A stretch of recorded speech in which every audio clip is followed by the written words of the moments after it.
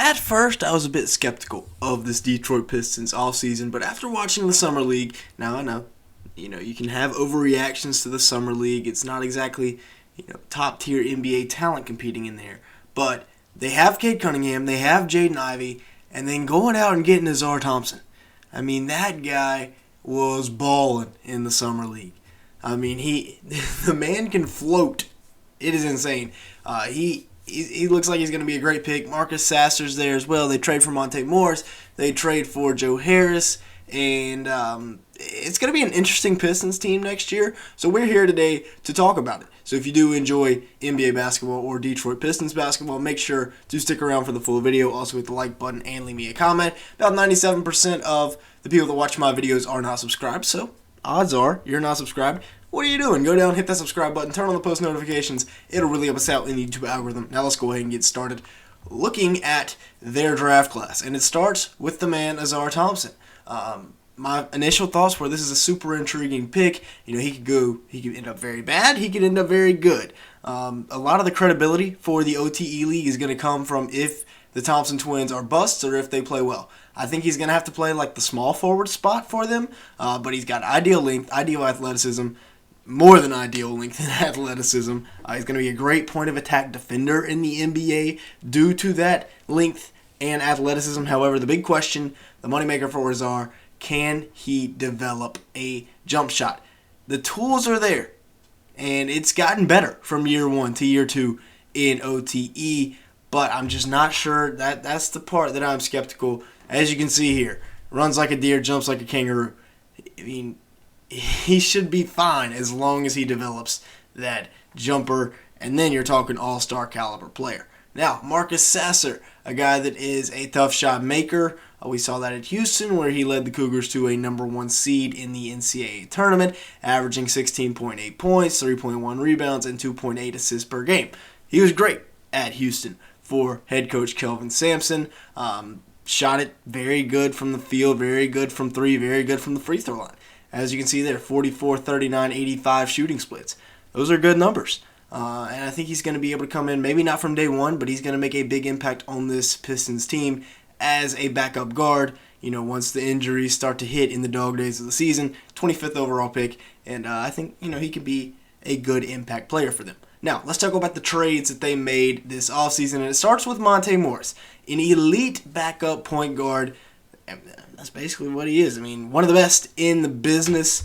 Averaged about 10.3 points, 5.7 assists, and 3.4 rebounds. Him, Tyus Jones. I mean, you talk about top-tier backup point guards in the NBA, and it is a very important position.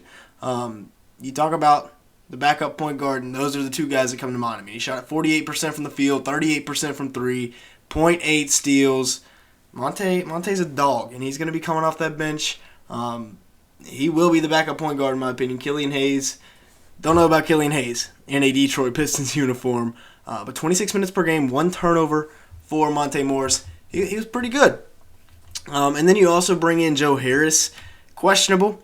Not exactly a great contract, but he is a veteran shooter. And that's one thing that this Pistons team lacked last year was perimeter shooting. Really Bojan Bogdanovic, and that was it. So Joe Harris is going to come in. I know he only averaged 7.6 points, 2 rebounds, 1.4 assists. The numbers were not great last year for Joe Harris, and there's no denying that. But coming into this season, I feel like he can have a pretty nice bounce-back year. The efficiency was there, 43% from three on 4.5 attempts per game, 47% from the field. But again, 21 minutes per game, so the stats were not jumping off the screen at you. I think Joe Harris is going to be a nice piece for this Pistons team this year. And now that brings us to a big topic in Detroit basketball right now, the big guys. The keepers, in my opinion, Isaiah Stewart, who they just re-signed 4 years, $64 million? And then Jalen Duren. Duren, a rookie last year, averaged 9.1 points and 8.9 rebounds per game as a Piston. Very, not very good numbers, but decent numbers. Again, originally drafted by my Charlotte Hornets. Was very upset when we traded him, but it turns out Mark Williams had an even better rookie year than him. 65% from the field, 25 minutes a game for Duren there. 1.1 assists, 0.9 blocks, 0.7 steals. But again, a logjam at center for the Pistons, so he wasn't really able to show off his complete skill set.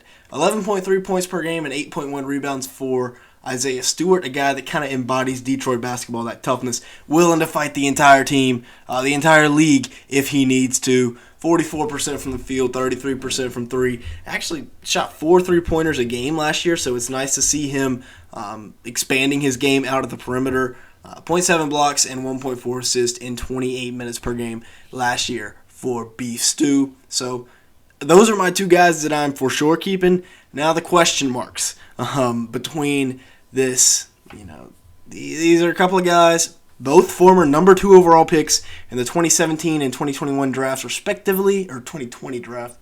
I get the years mixed up with COVID. Wiseman averaged about 11.5 points, about 8 rebounds per game.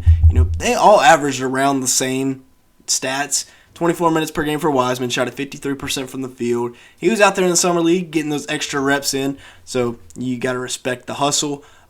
Bagley averaged about 12 points per game, 6.4 rebounds. They did just extend Bagley, so maybe they do keep him around for the final 2 years of that contract extension. Maybe not, though. I could stand to be corrected. In about 24 minutes per game for Bagley, he shot at 53% from the field as well. So again, all these guys getting about 24 minutes a game. Maybe you look to move one of them. Again, it didn't really make sense to me bringing in James Wiseman and moving out a wing in Saddiq Bey, but who knows. Now, let's talk about the log jam that they have at the guard spot.